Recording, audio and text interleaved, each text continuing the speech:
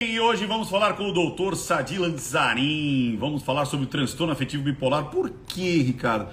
Por conta daquilo tudo que aconteceu sobre o mendigo. Eu fiz aquela análise da Sandra, e aí muitas pessoas com muitas dúvidas. Um dos meus mentorados, inclusive agora parceiro, porque ele é um dos mestres da pós-graduação em linguagem silenciosa, o doutor Sadi Lanzarin, que é psiquiatra. Então ele vai trocar uma ideia hoje para falar sobre esse transtorno e inclusive dos alguns mitos, algumas coisas que as pessoas, né, porque a internet é cheia de especialistas, então as pessoas acabam confundindo muitas coisas e também acreditam que quando você tem algum tipo de transtorno, você tem que ficar fechado naquela caixinha e não tem variações. Então, nada mais justo do que trazer um psiquiatra para falar sobre o transtorno afetivo bipolar e também, muito provavelmente, a gente vai falar de outros transtornos ali do cluster B, se eu não me engano é o cluster B, e nós vamos trazer à tona bastante coisa, não só, como eu disse, do caso ali do mendigo, vamos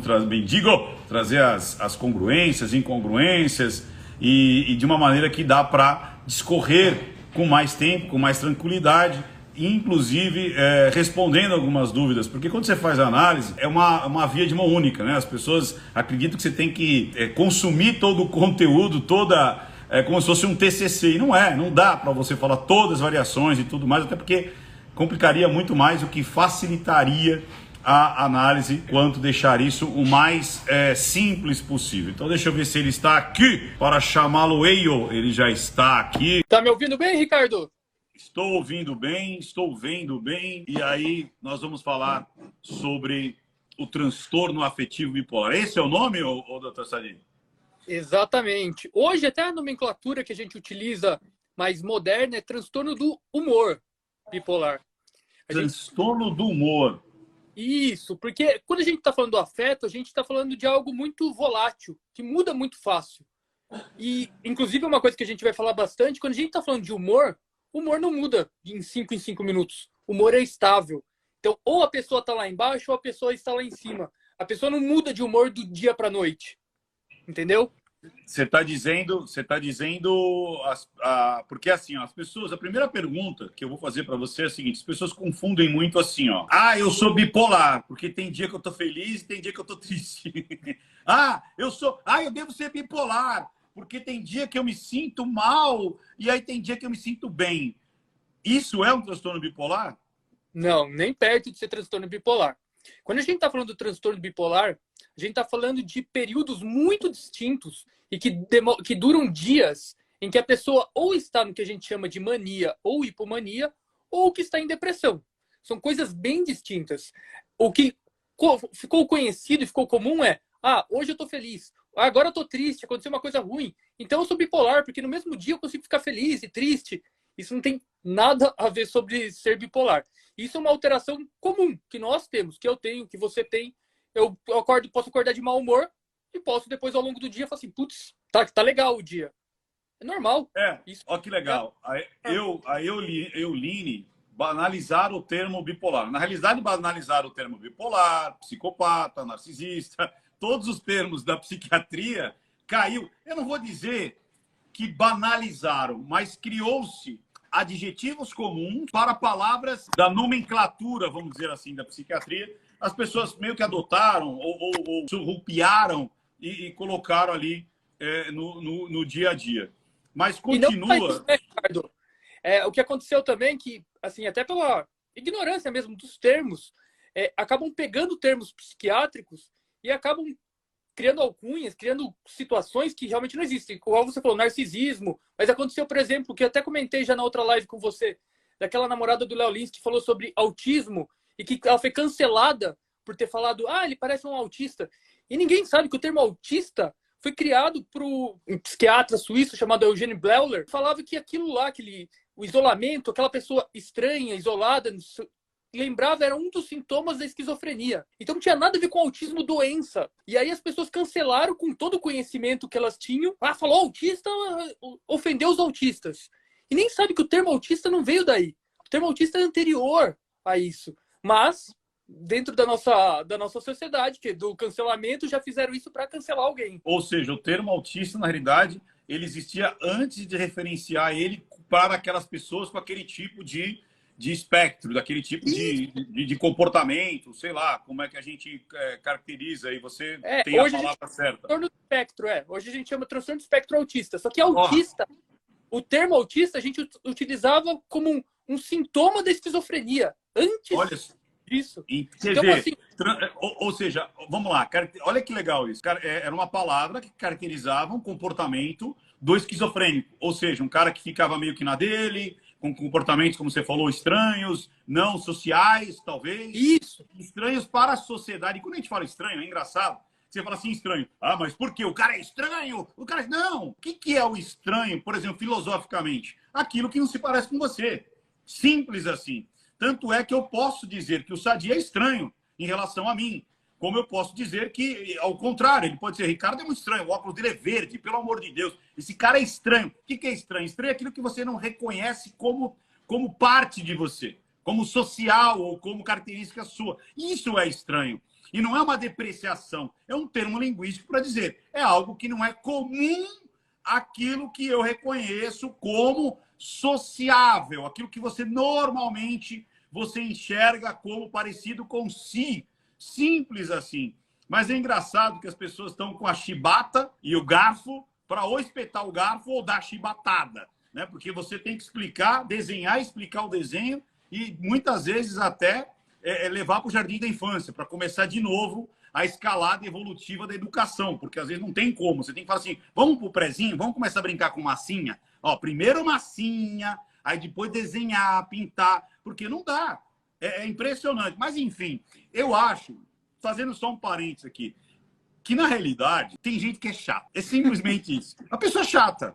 Ela entra para tentar encontrar sabe, aquele ponto divergente na cabeça dela para ver o que eu posso, dentro dessa live, pegar para cutucar, para cancelar. Porque a pessoa não pode ser tão idiota assim. Não é possível a pessoa ser tão idiota e não entender as coisas. Eu acho que é de propósito. Assim, vou ser obrigatoriamente idiota. Mas vamos lá. Vamos voltar. Gostei desse... Ó, já aprendemos muito. Ó, já que nós estamos aprendendo muito, mete o dedo nesse coraçãozinho. Agora vamos lá. Você disse uma coisa muito interessante sobre o período. Então, vamos lá. Eu acordar de manhã, pô, tô de mau humor. Aí depois eu fico feliz. Ou tenho períodos, porque às vezes você tem períodos, tipo assim, eu tô na bad, né? Eu tô na bad. Nossa, o mundo é feio. Meu Deus, tá todo cinza. Ninguém me ama, ninguém me quer. Não sei o quê. E depois você tem até períodos de felicidade. Mas isso não quer dizer... Aí você explica pra gente que eu estou preso, o que me parece, me corrija se eu estiver errado, que quem tem o transtorno de... agora chama transtorno de humor. Então vamos lá, quem tem o transtorno bipolar, e aí eu vou sempre fazer isso, já para atualizar. Quem tem o transtorno bipolar, transtorno afetivo bipolar, conhecido agora como transtorno do humor, parece que a pessoa está presa naquele humor de uma forma extremamente antagônica. Por isso, bipolar, são dois polos.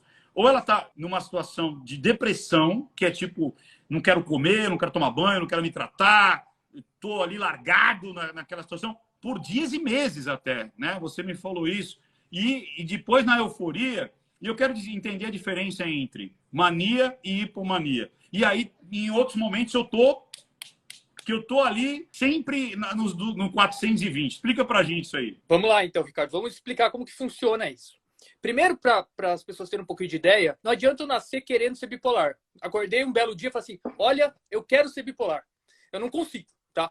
Existe uma questão de predisposição genética a ter o quadro, e normalmente esse quadro é aberto dentro de um gatilho. Um gatilho da minha vida pode ser ter usado algum tipo de droga, pode ser a perda de alguém importante, pode ser um estresse mínimo. A gente não sabe muito bem o que acontece, mas a gente sabe de fato que estresse para quem já tem a predisposição genética a abrir o quadro. Quadro este que é aberto normalmente por volta dos 15 aos 20 anos, até os 25, normalmente, mas que não impede que esse quadro abra, por exemplo, com 30, 30 e poucos. Só é menos provável. E o que seria, então, o transtorno bipolar? Como você mesmo falou muito bem, são períodos bem distintos, Ricardo. Então, a gente tem o período da depressão. Assim como a gente tem uma depressão comum, unipolar, que a gente chama, a gente tem a depressão do bipolar. O que é isso? É aquela falta de vontade, tristeza, perda do prazer, ficar sem energia, nada mais tem sentido, ideação suicida. Tudo isso por um tempo de pelo menos 2 semanas. De novo, não é uma coisa de um dia. Olha, hoje eu tô mal e quero morrer. Não. A gente está falando de pelo menos 2 semanas desse jeito, tá? Para falar de transtorno depressivo. E aí a gente tem um outro polo, que é o polo da mania e da hipomania. E o que a gente tem no polo da mania e da hipomania? A gente tem uma configuração em que a pessoa... Acho que é o jeito mais fácil de definir isso. A pessoa tem uma energia muito fora do normal. É fora do que ela é no basal. Mais do que qualquer outra coisa. Porque se eu for falar de humor hipertímico, de muita alegria, nem sempre é o real. Porque às vezes a pessoa tem como base ficar muito irritada. Uma irritação absurda. Que nem ela se aguenta nesse humor acima. Mas ela tem uma energia. A energia é o que mais chama atenção. É uma energia que não tem fim. Então, como é uma pessoa que está funcionando no 220, por exemplo, um dos primeiros sinais que a gente tem é uma pessoa que não dorme ou dorme 1, 2 horas por noite e está tudo bem. Acorda no dia seguinte, normal, como se não tivesse absolutamente nada. Então, ela não precisa dormir. Ela passa 4, 5 dias desse jeito e está ótimo, como se não tivesse nenhum problema. E a diferença entre mania e hipomania? Então, aí é uma coisa muito legal, Ricardo, porque assim, quando a gente está falando de hipomania, é uma alteração que não é tão clara assim. Então, é muito comum pessoas que têm hipomania viverem diariamente por aí e não ser facilmente identificável, principalmente para quem não tem um contato direto. Por quê? O que uma pessoa com hipomania tem? A pessoa com hipomania, por exemplo, vai ter essa diminuição das horas de sono. Até aí, se você não convive com você não vai ver nada. A pessoa vai ficar um pouco mais sedutora, pensando um pouquinho mais em sexo, um pouquinho mais hipersexualizada. Tá, até aí, nada muito fora do que chame atenção. A pessoa vai ficar um pouco mais ousada, vamos dizer assim. Então, vamos pensar assim, Ricardo Ventura é um cara super certinho, que não vai pra balada, que chega hoje, sexta-feira à noite, e vai pra casa. Ricardo Ventura está num quadro de hipomania, ele vai pra balada hoje à noite, vai tirar a camisa no meio da balada, e todo mundo olha aqui, o Ricardo fazendo isso? Eu não tô acostumado com ele com esse comportamento. Mas muita gente pode ver, e muita gente pode não te conhecer, Ricardo. E fala assim, não, é o Ricardo faz isso mesmo. Ele aparece aí nas lives e não sei o quê, ele pode fazer isso. Ou ele bebeu uma a mais. Na hipomania você tem esse grauzinho acima, essa euforia que a gente fala. Ele fica muito feliz. É uma felicidade um pouquinho exagerada na hipomania. Ou seja, o sufixo, né, hipo, é que é menor, hiper é maior. Então, quando a gente está falando de mania, é quando o cara está em mania, ou seja, ele está ali na euforia ali extrema, não sei se eu posso usar o nome euforia, e o hipo, ou seja, ele está caracterizado no transtorno afetivo bipolar, só que numa escala menor, que talvez as pessoas não percebam ou as pessoas acabam acreditando que aquilo é, como você falou, tá um pouco mais sexualizada, perdeu o sono, de repente, como você falou, tirou ali a camisa, ou então saiu dançando, né, de uma forma muito maluca ali, que você fala, gente, mas no escritório ele era tão quietinho. Eu já vi muito disso, assim, tipo assim, aquelas pessoas que são extremamente caracterizadas como pessoas tranquilas e na delas e comedidas, e de repente você fala, cara, o que aconteceu, né? A gente até brinca, né? O que botaram na água dessa pessoa e tal? Porque é muito fora do padrão do que a gente percebe o comportamento dessa pessoa. Agora, vamos lá. Olha que interessante. Vamos quebrar um mito que as pessoas acreditam que o ser humano ele é uma caixinha predestinada a ter comportamentos X, Y e Z. Como se fosse algo extremamente cartesiano. Então, é tipo assim, fulano foi diagnosticado com psicopatia. Aí a pessoa, então ela morde a orelha dos outros, ela mata, ela chuta cachorro, tal. Não, não necessariamente. E outra, uma coisa que é legal, acho que você falasse, de não existe como é que eu posso dizer? Uma análise laboratorial, não existe um exame de sangue, não existe uma tomografia, não existe um questionário básico que vai descrever ali. É muita sensibilidade do profissional, não é? Ele é lógico. E outra, me corrija se eu estiver errado, vai muito de dezenas, às vezes até uma centena de anos de profissionais observando e dizendo, olha, as pessoas que nós caracterizamos como esquizofrênicas têm esse tipo de comportamento. As pessoas que é muito mais o fenômeno do que você conseguir identificar algo neural, você entendeu o que eu quero dizer? Tipo físico. É muito mais a psique, né? Por isso, psiquiatria, né? É tratar da psique. Como é que explica? É bom, porque a gente está vivendo um momento que, assim, mas é científico. Como se o científico fosse tudo aquilo que você pudesse colocar a mão e enxergar através de uma análise bioquímica. Então, é bom explicar que não existe uma análise bioquímica para você diagnosticar os transtornos. Exatamente, Ricardo.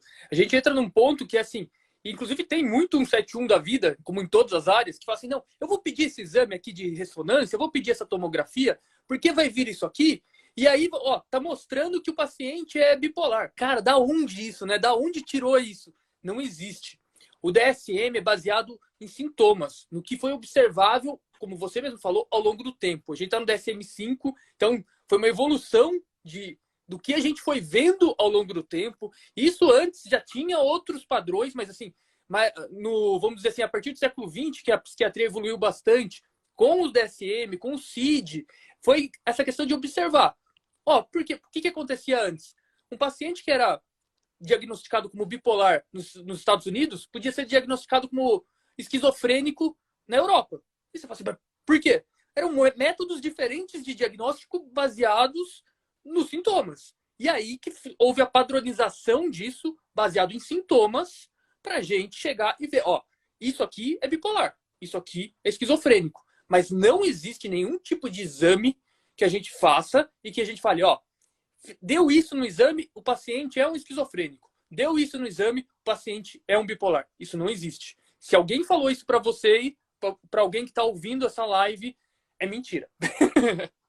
E mais interessante, aí eu vou até colocar um pouco aqui, talvez, né, de uma maneira aí, curiosa, talvez, o quanto a linguagem silenciosa é importante para ajudar o diagnóstico do psiquiatra, né, cara? Porque no sentido assim, não que vai substituir ou nada disso, ou é a mais ou é a menos, mas acho que é um soft skill, é uma habilidade que, juntando, você começa a falar, opa, peraí, o rito da mensagem não tá legal. Eu tô achando que essa pessoa tá querendo me engrupir aqui. Acho que eu tô achando... Você sabe que... Olha que legal. O meu psicólogo, ele diz o seguinte, que, cara, eu não lembro exatamente, mas ele falou assim, mais assim, é mais de 30%, mais, chegando a quase 50%, que muitas pessoas vão no psicólogo para ter um diagnóstico. Você entendeu? Tipo assim, não, eu surtei, ou eu fiz tal coisa, ou para justificar uma falha de conduta, de comportamento. Você entendeu? Então, muitas vezes a pessoa vai e ela mente. Ela muitas vezes decora o DSM lá, qual que é, e começa a, olha, eu tô tendo isso, olha, eu fiz isso, né, e tal, para tentar burlar. Acho que eu lembro que uma vez você me falou disso também, porque você faz muitos atendimentos. E às vezes você fala, opa, peraí, você fala, eu não sou polícia, mas do jeito que a pessoa está me contando, essa história aí não é só para o psiquiatra meter um laudo aí. Explica aí, acontece isso? Acontece muito, porque, assim, por exemplo, quando a gente está falando do transtorno bipolar, até para dar um exemplo legal, assim, quando a gente está falando da mania, não necessariamente o paciente mania ele tem alucinações e delírios. Se tem, até um classificador a mais. Então, é um paciente em mania psicótica, tá? E aí entra no que você falou, assim, tem pessoas que chegam lá e falam assim, não, eu tô ouvindo vozes. Legal, tô ouvindo vozes. E aí entra numa coisa que eu, particularmente, também aprendi bastante com você na questão da linguagem silenciosa, que é assim, a gente quer identificar alguém que está mentindo, não é? Então vamos fazer perguntas fora do padrão do que a pessoa está esperando responder. Então, assim, tô ouvindo vozes, tá? É homem ou de mulher? Não sei o quê. Parece alguém? Aparece a voz de alguém conhecido? E você começa a fazer perguntas para tentar ver até onde vai. Porque quem de fato está ouvindo uma voz, ele consegue definir essa voz igual a sua. Eu consigo definir sua voz. Eu consigo dizer, a voz masculina, é a voz assim, é uma voz de um homem de acima, com todo respeito, com mais de 40 anos.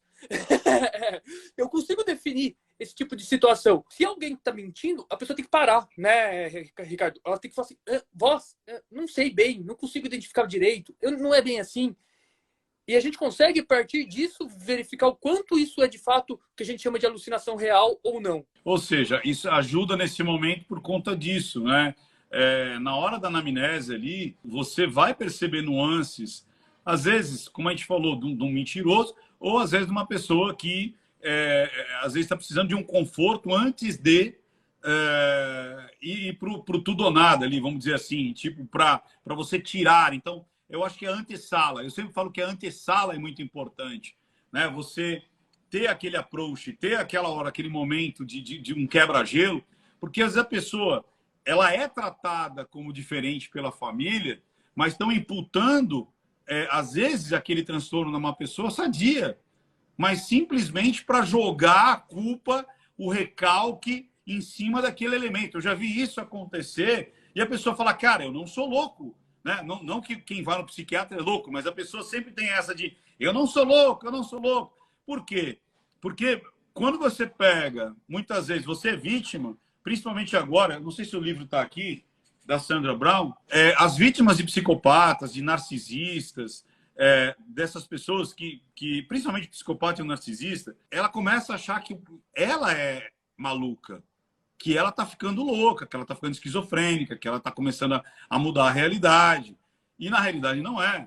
E quando essas pessoas chegam, muitas vezes no consultório, aí eu até falei isso com a Sandra Brown, e depois a gente acabou conversando, não me lembro exatamente com quem, que lembrei, foi quando eu estava falando que existia uma dificuldade, olha que loucura, dos terapeutas, né? Então, o psiquiatra, o psicólogo, o psicanalista, às vezes de entender que aquele personagem que está ali, aquele paciente que está ali na tua frente, não é o protagonista, ele é a vítima.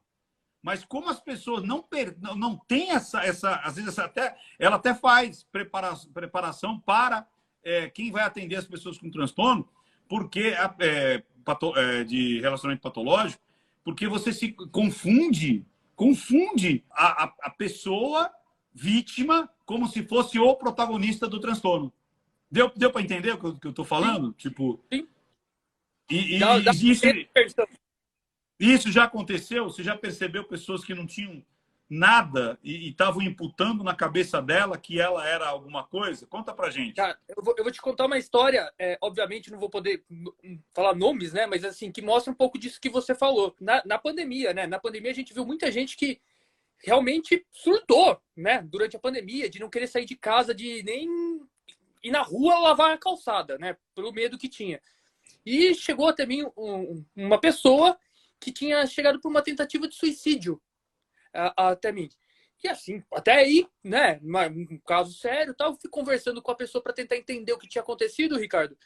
E aí ele me falou assim, seguinte, doutor, sou casado e desde que começou a pandemia, isso há um ano já estava de pandemia, entrou numa situação em que minha mulher não deixava eu sair de casa para nada, nem para pagar conta. E quando eu tinha que sair de casa e voltar, eu tinha que deixar a roupa na rua e entrar pelado na casa. E isso foi acontecendo por um ano. E aí teve esse belo dia que ele saiu de casa, a mulher, ele demorou um pouco para pagar as contas, não sei o que, ele encontrou uns amigos, ele encontrou esses amigos, os amigos falaram assim, senta aqui, não sei o que, ele sentou tal para conversar, e aí a mulher começou a ligar atrás dele e tudo mais tal, e aí deu aqueles 5 minutos dele que, assim, eu prefiro morrer do que voltar para aquela situação que eu estava vivendo, de não poder sair de casa. Ele pegou uma corda e tentou se matar. E aí a gente que entra no que você falou dessa inversão, quem estava realmente com uma doença psíquica não era exatamente ele. Era alguém que estava vivendo numa situação, né, que a pandemia sobrepôs qualquer coisa, né? Entrou como uma coisa que não soube lidar, né? A mulher dele não soube lidar exatamente com a situação e deixou ele, entre aspas, meio louquinho, né? Um pouquinho fora da casinha, ao ponto do cara tentar se matar. Entra nessa questão da inversão. Quem que é o doente na história, né? Pois é, e aí você encontra essas situações porque a pessoa, né, isso é uma parte do que nós estamos falando hoje aqui, mas acho que foi importante a gente falar, porque essa pessoa, ela é colocada nessa situação. E outra, de novo, porque é difícil, as pessoas acreditam.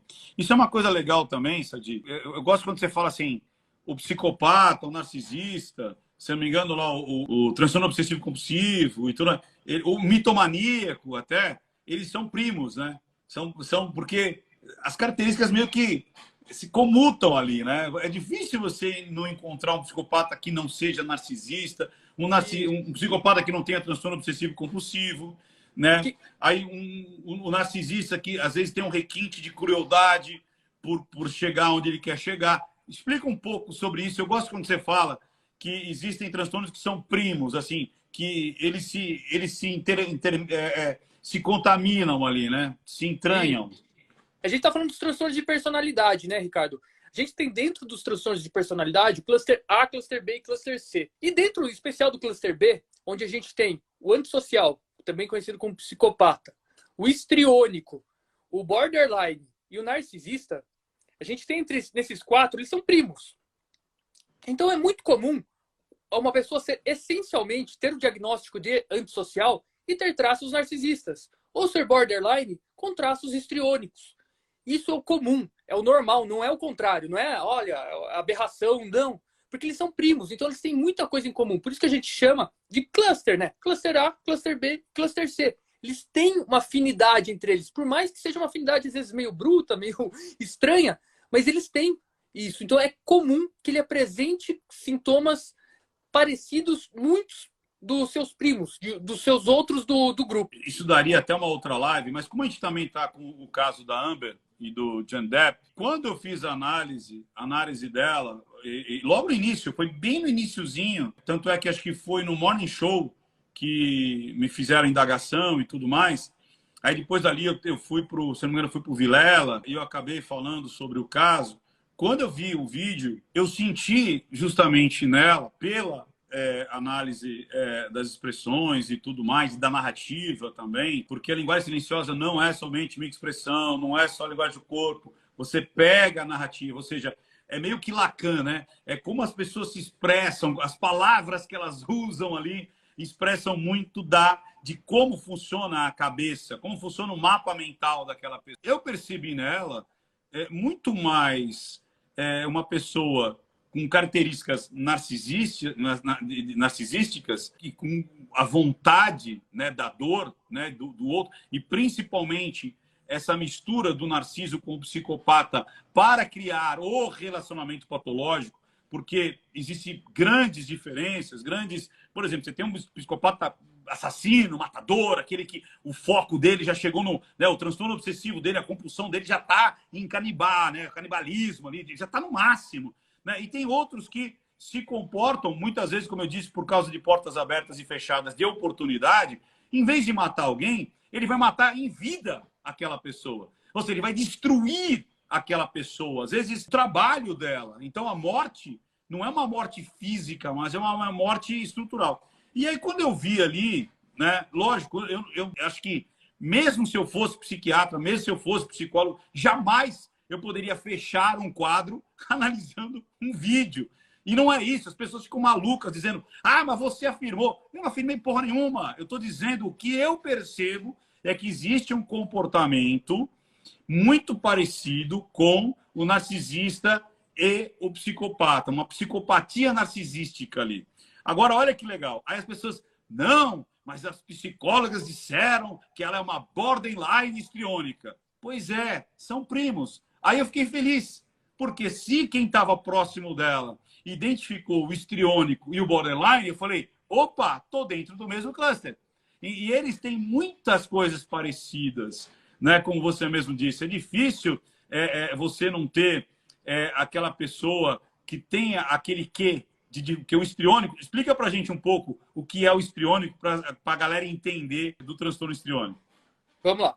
O histriônico é aquela pessoa que tem a necessidade de ser vista. Ela não consegue estar em um lugar e não ser o centro das atenções. Então, é a pessoa que está numa rodinha de amigos e estão falando sobre um outro amigo. De alguma forma, ela vai chamar a atenção para ela. Nem que ela tenha que simular um desmaio, que ela está passando mal.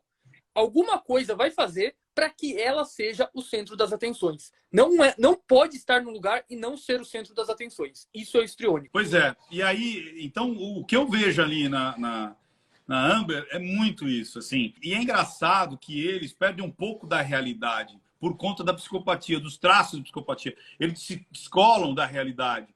Eles não percebem que eles estão dando bandeira. É tipo que nem a Suzanne von Richthofen. Eu tenho na minha cabeça que algumas brechas que ela deixou, algumas, foi para culpar os irmãos Cravin.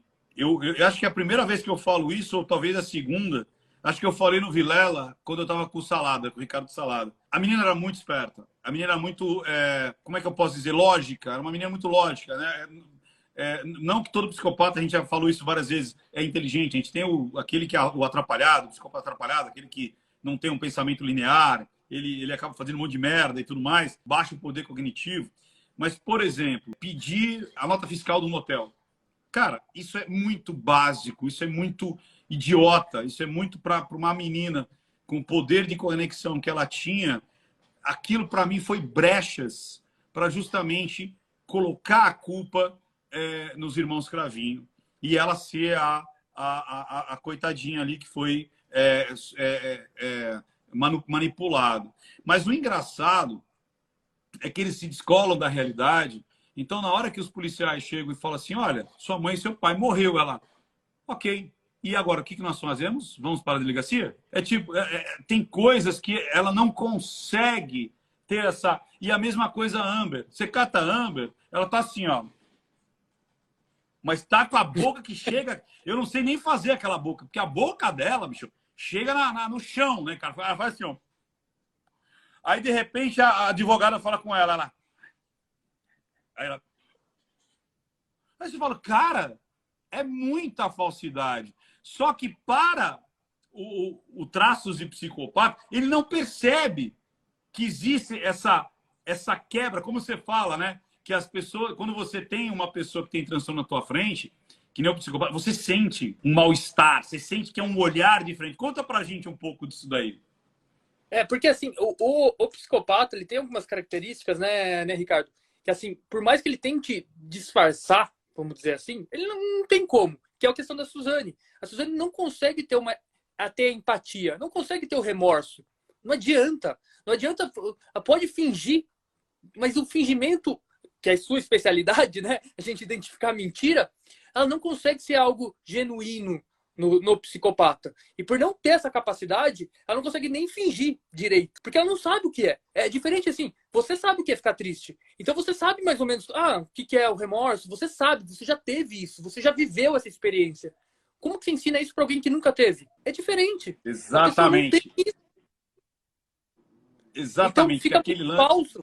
A gente pode até entrar um pouco nesse mito aí também, que o pessoal fala assim, o psicopata é totalmente frio, não tem emoção nenhuma. Porra, ele tem emoção. Ele tem a emoção da busca do prazer, ele tem a frustração, ele tem... Tanto é que às vezes a pessoa fala assim, nossa, então no enterro do pai e da mãe ela estava fingindo aquele choro.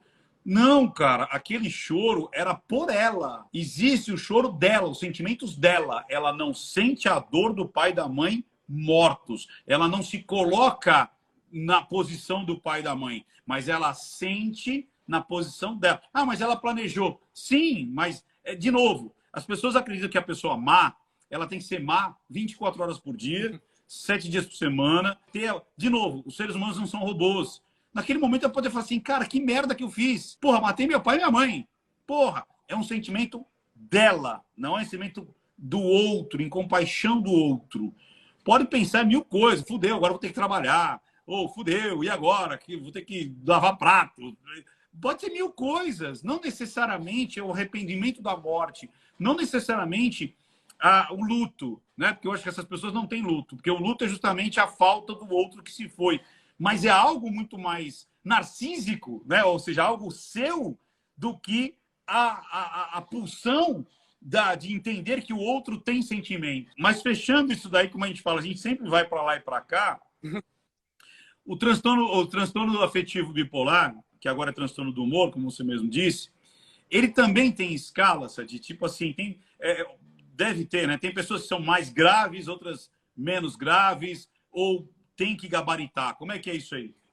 Então, a gente tem, primeiro que vamos dizer assim, o mais leve seria o que tem, que é o bipolar tipo 2. Bipolar tipo 2 é o que faz só hipomania. Ele não faz mania. Esse é o mais tranquilo. Então, é um paciente que vai fazer, pode fazer o resto da vida quadros de hipomania. Eu vou te dar um exemplo, por exemplo, de um paciente que a vida dele era o seguinte, ele fazia quadros de depressão em que ele não queria sair do quarto, não queria fazer nada, e quando ele entrava em hipomania, que pode permanecer por meses desse jeito, de novo, não é horas, não são pouquíssimos segundos, não. Às vezes duram meses esse período, tá? E que ele, quando ele estava nesse período de hipomania, ele fazia faculdade de manhã, faculdade à tarde, trabalhava à noite e estudava de madrugada. E ele estava top. Aí você virava para ele e falava assim, você acha que está bem assim? Ele, tô ótimo. E ele realmente tinha uma sensação de estar ótimo. Como que você vai questionar alguém? Se você pudesse trabalhar 24 horas por dia e não ter necessidade de dormir, Ricardo, você ia reclamar? Não, eu achava ó, legal pra cacete. Porque se eu não tenho necessidade de dormir, né? Se Pô, eu não fico cansado, se eu tô hiperativo, eu mando isso. bala, vamos que vamos, né? Só que isso tem problemas, obviamente, né? Porque temos problemas, alguns problemas com isso. Primeiro problema, seu corpo não nasceu para funcionar desse jeito. Quem vive em hipomania ou mania vive 10 anos a menos do que a população em geral. É o primeiro ponto. Segundo ponto, você me garante que o paciente em hipomania não vai fazer uma mania? Não garanto. Então, o paciente que está em hipomania pode fazer uma mania. E depois a gente vai falar sobre a mania. Ele pode virar um bipolar mais grave. Muito provavelmente, ou quase uma certeza, ele vai fazer quadros depressivos. E os quadros depressivos do bipolar normalmente são muito piores do que uma depressão unipolar, do que a depressão comum. Então, é aquela depressão de querer se matar, muito ruim, que pode realmente evoluir com um suicídio ou algo do tipo. Então, do ponto de vista, a hipomania, deixar um paciente em hipomania é perigoso, porque você não sabe o que ele vai evoluir, para onde vai. Você não sabe, ele está instável. Por isso que, assim, até vou falar isso, que é uma coisa importante para todo mundo que está ouvindo isso, que deve conhecer algum paciente bipolar, que é o seguinte, pelo amor de Deus, pacientes bipolares, tratem com medicamento para o resto da vida. Não parem o tratamento. Porque é o que acontece, infelizmente, Ricardo. É o paciente que para o tratamento, que às vezes é por vergonha, eu vou me casar, vou fazer não sei o quê, então eu não quero que meu marido saiba que eu faço tratamento, ou que não sei o que faz tratamento, e para com o tratamento. E, infelizmente, a única certeza que a gente tem é vai virar, o que a gente usa o termo virar. Vai fazer uma depressão ou vai fazer um quadro de hipomania, e são fatos. Se isso vai demorar 1 mês, 2 meses ou 1 ano para acontecer, não tem como saber. Mas que vai acontecer, vai. É um fato. Então, o tratamento precisa ser contínuo. Não pode parar o tratamento. Parar o tratamento é igual saber que vai ficar ruim. E qual que é o risco principal, Ricardo? Tá bom, parei o tratamento, mas assim, eu só faço hipomania, é bonitinho, eu fico só agitadão e tá tudo certo. Vou viver um pouquinho menos, mas tudo bem. O paciente, quando faz mania, a gente nem sempre tem a certeza que o paciente volta ao seu normal, Ricardo. A mania é muito grave. A mania pode fazer uma perda cognitiva nesse paciente. O paciente pode não voltar completamente ao que ele era antes do surto. A mania é muito grave. Então, assim, a gente agradece quando o paciente volta 100% ao normal, a gente fala, pô, que bom que voltou. Mas agora, por favor, não corre mais esse risco. Porque é um risco constante do paciente entrar em mania e não voltar. Não voltava a ser o que era. E aí, né, um prejuízo cognitivo, um prejuízo familiar, tudo. E aí, nessa escala que você falou, a gente tem a mania e tem a mania com sintomas psicóticos, que entra no que seria o caso relatado, né? Onde a gente tem a presença principalmente de delírios de grandeza e delírios religiosos. O que é isso? A ideia de que você tem o poder da cura, que eu sou muito bom no que eu faço, é sempre assim, eu namoro o dono de uma empresa da Philips, da GM, da Ford, eu sou o cara mais rico da cidade, ele é meu namorado. É sempre isso e uma questão de cura. Então, eu tenho o poder da cura, Deus fala comigo, o anjo fala comigo e eu consigo encostar nas pessoas e curar as pessoas. São os tipos de delírios mais comuns quando a gente está falando de transtorno bipolar. Não necessariamente precise tê-los, mas principalmente quando a gente está vendo um paciente em surto, em mania, eles são bem comuns. E olha que interessante, né? Eu vou recapitular algumas coisas que você disse que me chamaram muita atenção. A pessoa em mania, e aí, como você disse, não está sempre ligada, está sempre ativa, está sempre resolvendo, fazendo. dorme pouco, às vezes nem dorme. Muitas vezes é até incentivado, né, pelo mundo, né, pela sociedade. É o workaholic, né, aquela pessoa que se tornou obsessiva em trabalhar. Mas na realidade não foi isso. Às vezes o cara tá em mania, né, e ele se confunde como um cara hiper mega produtivo, hiper mega Isso. concentrado, hiper mega tá ali ligado nas coisas. E aí você me falou uma coisa que me deu um insight aqui muito louco, cara, muito legal. E o quão tem lógica nesse meu questionamento ou conclusão. Quando você come demais, o que seu organismo faz? Faz você ter uma ingestão. Tipo, cara, come demais. Você fica naquela... Às vezes até, né, gorfando, né? Porque o seu organismo fala, cara, você comeu demais. Você vai ficar com nojo de comida, não é assim? Você fala assim, nossa, não posso nem olhar a comida. Olha como é sábio, né, o organismo. Se você treina muito, o seu organismo faz o quê? Dor, ácido lático. Tipo, cara, para, porque você está rompendo ali e tal. Ele não, né, não sabe o que você quer, de repente, romper aquelas fibras musculares. Então ele fala, cara, para que você está saindo do seu normal. Se você para de comer, o seu organismo faz o quê? Cara, você precisa comer. Você vai começar... É que nem no desenho animado, né? Quando o cara tá com fome, ele via frango em tudo. Lembra disso? Ah, ele olhava o pica-pau, era um frango. Olhava o urubu, era um frango, né? Tudo era um frango. Então, vê se tem sentido, né? Quando a pessoa tá em mania, de alguma forma, o cérebro quer proteger. E como é que ela vai proteger? Justamente botando na depressão. Ou seja, o cérebro é literal. Ele não sabe a dosagem. Ele só vai encontrar o antagonismo, o oposto. Por isso, bipolar. Então, cara, você precisa sair daqui, senão você vai se dar mal. E aí o cérebro joga você para outro lado, para tipo, ó, vamos ver se a gente acalma. Só que é aquela velha história. Ele é literal, ele não tem razão, ele não tem ética, moral, discernimento, social, e aí joga para lá. Tanto é que a gente fala, né? A vontade do suicídio é uma vontade real e lógica. Porque se eu estou sofrendo, eu faço, o meu inconsciente faz eu querer me matar, acaba o sofrimento. O problema é que não é ecológico, ou seja, ele não resolve a vida, ele resolve a dor, mas não resolve a vida, né? Então, o suicida, ele não tem o pensamento de, poxa, eu não quero me matar, eu quero é acabar com essa dor. Só que como o inconsciente é literal, é tipo, cara, se você se matar, você acaba com a dor. Porra, é verdade. Se você acaba com a sua vida. Porra, mas o cara não quer acabar com a vida. Ele quer mudar de vida, ele quer mudar de dor, ele quer mudar da situação. Então, isso é muito legal, né? O quanto, muitas vezes, a gente, mais uma vez, né? As pessoas querem que os seres humanos sejam máquinas, sejam como... Ó, você tá ligado nisso? Olha que interessante. Olha, é filosófico agora. Quando... tanto é que a fleuma, né, o colérico, o fleumático, essas primeiras definições do Hipócrates era através dos fluidos. Por quê? Porque eles acreditavam que como a única coisa que eles percebiam no corpo do ser humano era fluidos. Então tudo era por conta dos fluidos. Então você fazia às vezes a sangria, você tirava pressão, botava pressão, amarrava, enfim, através dos fluidos, porque eles conheciam fluidos. Então eles acreditavam que o ser humano era como se fosse uma máquina fluida. Eles não conheciam eletricidade. Quando eles conhecem a eletricidade, aí tudo é o quê? Problema de neurônio, conexão, tudo é eletricidade. Então vamos dar choque. Ou vamos... e aí comparam o corpo humano com uma máquina elétrica, né? Com fusíveis, queimou, grudou a chapa, né? Assim que o pessoal fala. Nossa, esse aí grudou. Hoje nós estamos entrando na era da... Entrando, se a gente pensar da computação. Aí os caras querem colocar o quê? Não, o homem é um computador, ele é binário. É sim ou não, é científico. Ele é uma célula, ele é mitocôndrias, ele é o RNA. E não é.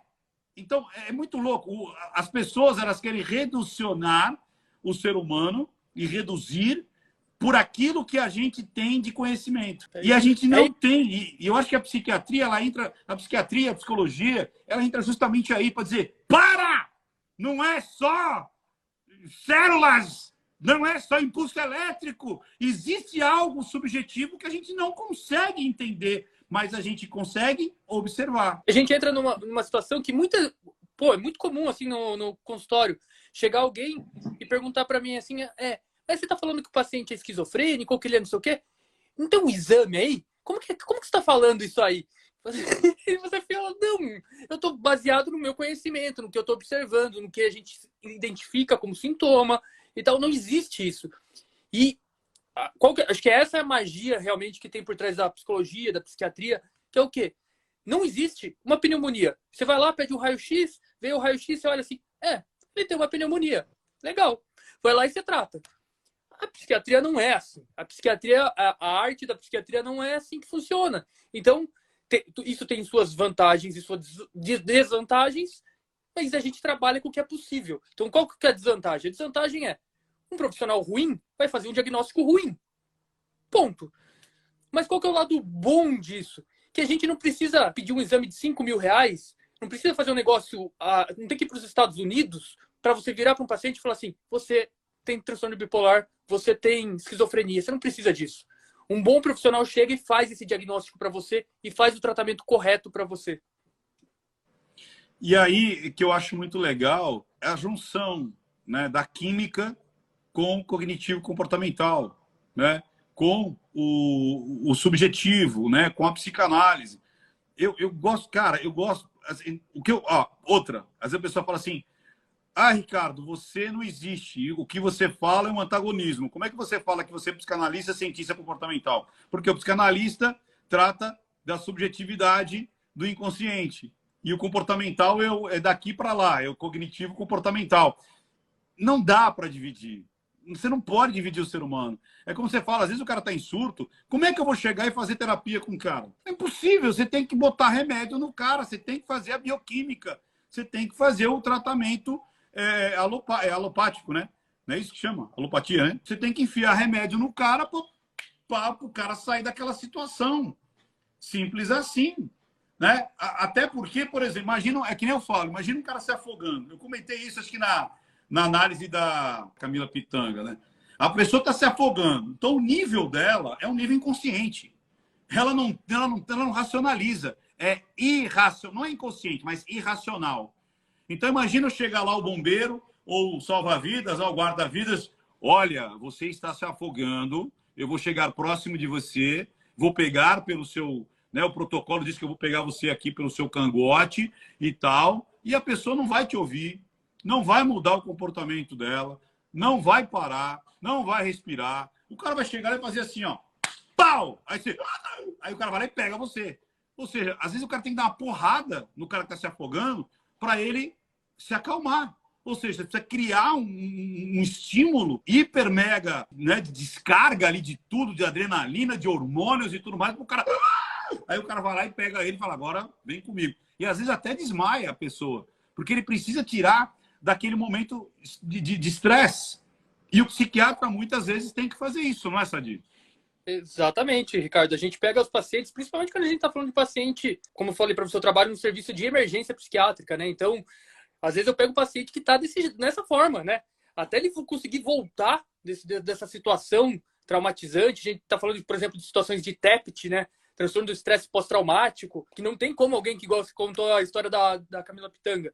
Como que ela não vai ter um TEPT, né? Depois dessa situação que ela viveu. É muito agudo, um estresse muito agudo. Até ela voltar ao que aconteceu e ter esse feedback interno dela, né? De, opa, calma, o que aconteceu foi isso, eu podia ter feito isso, eu poderia ou não poderia ter feito isso. Até que tudo isso se ajuste, às vezes demora um tempo, demora muito tempo. E então, como você mesmo disse, né? Então, aquela primeira parte, você falou da hipomania, que o perigoso é como eu falei, o contraponto. Ou seja, a proteção do cérebro vai ser essa, desligar tudo. Fala assim, ó, deixa eu desligar o cara. E quando desliga, o cara vai para depressão. E é como você fala, o cara tá tão ligado e o cérebro fala assim, cara, eu preciso salvar esse cara. Só que ele é literal, ele desliga mais do que o necessário. Aí o cara fica nessa gangorra bipolar, fez tudo. Aí ele fica lá, acho que eu vou me matar, nada faz sentido, porque o cara tá todo desligado. Só que você também falou depois da hipermania, é isso que você falou ou não? É Então, só mania? e aí na mania a gente tem a mania com sintomas psicóticos, que é, vamos dizer assim, o Isso. mais Tá, grave. então mania com plus.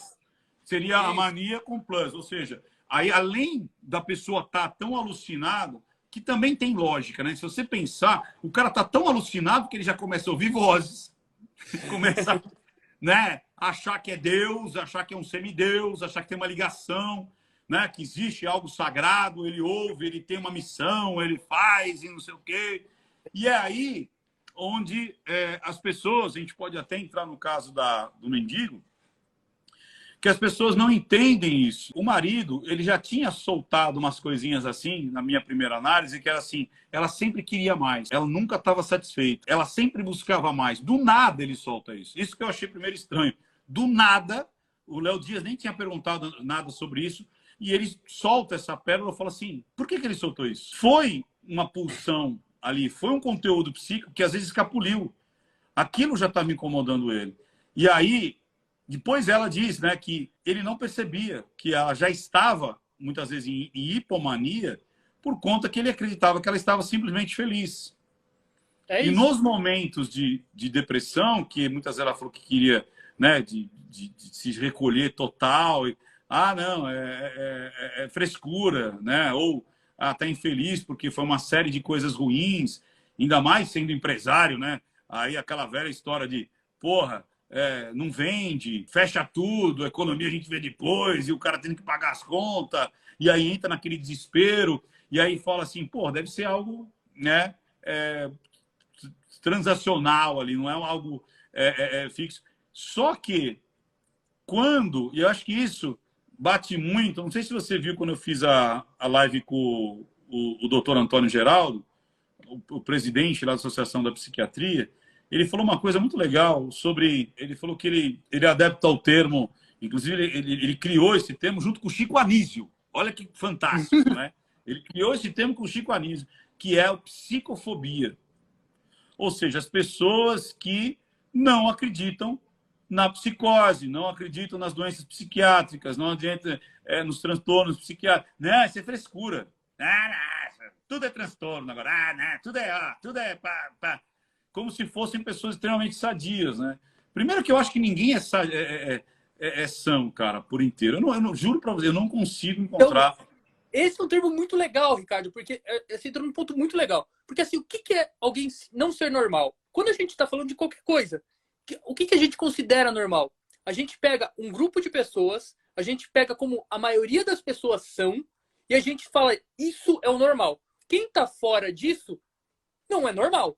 É anormal, sei lá o termo que você quer usar. Então a gente pega um grupo, a gente vê o que a maioria dessas pessoas desse grupo são, agem, eles agem dessa forma. Então quem age diferente desse grupo é anormal. É isso aí. E é isso. Tanto é que é psicossocial, né? São regras psicossociais. Ou seja, até porque muitas coisas que eram normais, hoje são consideradas anormais. Então, você pode pegar mil coisas. Você pode pegar desde a submissão da mulher, desde você ter escravos, desde você ter uma escarradeira, você está conversando e cospe ali na escarradeira, cara. Hoje você faz um negócio desse e fala, ai, meu Deus. Ou você pode pegar o contrário. Tipo assim, imagina daqui a 500 anos alguém chegar e falar assim, mano, eu não acredito. Ele olha 500 anos para trás, os caras podiam comer proteína e não comia por vontade própria. Eles pararam de comer carne por vontade própria. Eles tinham carne e não comeram carne, que é uma das fontes mais ricas de proteína, e não comiam por conta própria. Você entendeu? Ou os caras podem falar assim, meu Deus, eles comiam a vaquinha e hoje nós percebemos que a vaquinha amava os seres humanos. Olha como elas gostavam dos seres humanos e era quase que um primo, ali, não sei o quê, e eles comiam as vaquinhas. Ou seja, sabe uma coisa que eu acho muito engraçado? A gente sempre acha que está no limiar da sabedoria. Sempre. A gente sempre se acha o rei da ciência. Nós estamos no ápice. Só que em 1500 os caras também achavam. Em 1000 os caras também achavam. Em 1000 antes de Cristo, os caras também achavam. E daqui a 1000, os caras vão olhar pra gente e falar assim, um bando de idiota. Se essa live tiver lá, os caras falam, os dois idiotas conversando. Porque a gente sempre acredita que está no limiar da ciência, da lógica, da compreensão e do psicossocial. Porque se pelo... Vamos pensar um pensamento lógico? Se nos últimos 10.000 anos sempre a gente olhou para trás até com desprezo, até com compaixão e até com dó e com arrogância, tipo, olha como eles pensavam há 100 anos atrás, há 500 anos atrás. Por que você acha que vai ficar imutável daqui para frente? Né? Por que você acha que daqui para frente não vai mudar mais nada psicossocialmente? Que é como você disse, é psicossocial. Hoje o que faz sentido, você pode ter certeza que vai ser ridículo daqui a 100 anos. Os pensamentos que a gente tem hoje. Vai ser completamente ridículo. Porque, é como você disse, é o psicossocial, né? É aquilo... esdrúxulo, mas para quem entra nisso, que é assim, imagina que a Suzane von Richthofen agora vai ter um filho do maníaco do parque e que todo mundo vai morrer, vai ficar eles. O que é o normal? O normal é o jeito que eles pensam. Não o jeito que o resto não existe mais. Quem está predominando é o jeito deles de pensar, o jeito deles de agir. Não ter empatia passou a ser normal. Não ter remorso passou a ser normal. Então, assim, é tudo, de novo, depende do que você está pegando, que grupo você está pegando de pessoas. Provavelmente, igual tem presídio de estupradores no Brasil.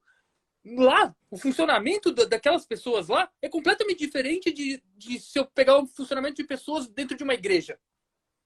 Não adianta eu querer comparar e falar assim, ó, aqui é assim, lá é aqui. Não, eles têm que ser iguais. Não é igual, é diferente. O funcionamento é diferente dessas pessoas. Pois é, e mais ainda, né? Você sabe que eu tive um professor de pós que ele disse o seguinte, ele acreditava que pelo nível de violência que a coisa estava chegando, mas isso há uns anos atrás, hoje a gente, de novo, está indo para o outro polo, porque a gente estava indo para uma direção sociocultural, Brasil e mundo, né?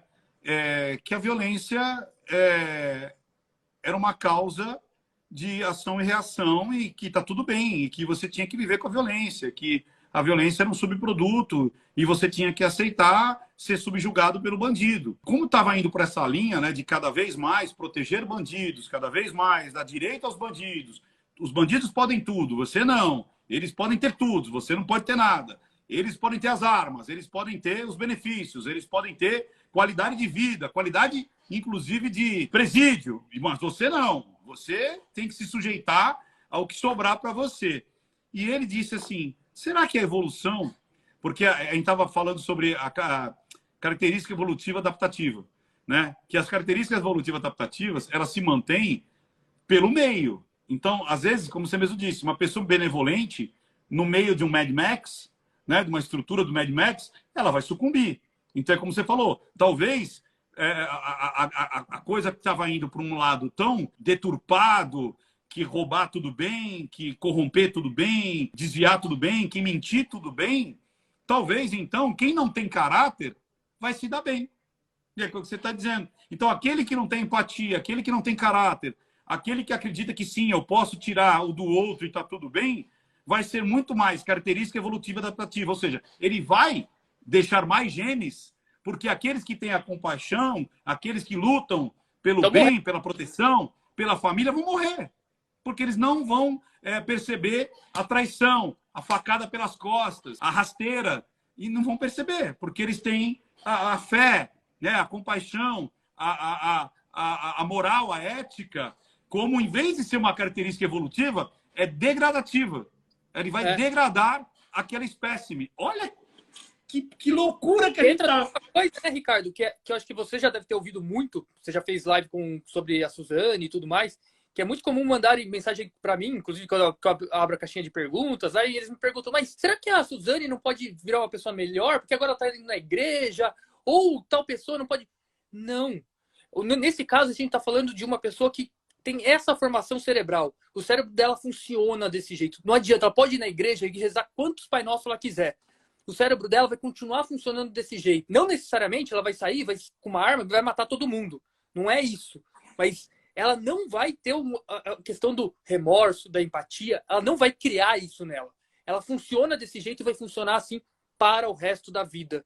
E é muito difícil as pessoas entenderem isso. Porque existe sempre aquela ideia do ser humano de merece uma segunda chance, às vezes errou, mas por que aconteceu isso? E não sei o quê. E quando a gente está falando isso é válido para pessoas que são normais e que aconteceu, a vida levou e que acabou acontecendo, beleza.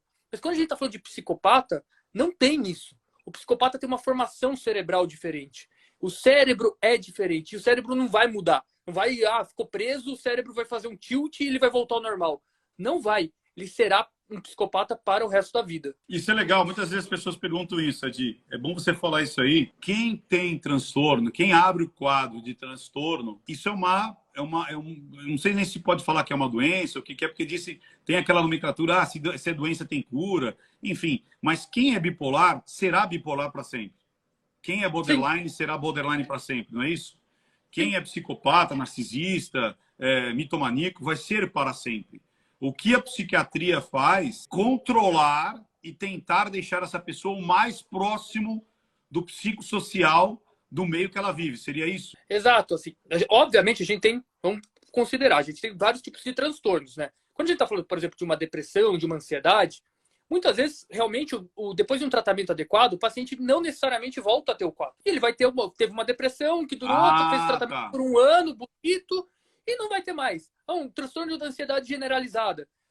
Tinha transtorno e tal, depois de um ano tratou bonitinho, começou e não teve mais. Beleza. Quando a gente está falando de transtorno de personalidade, é imutável, que é o que eu hoje falei para você, cluster A, cluster B, cluster C. Quem é psicopata pro resto da vida.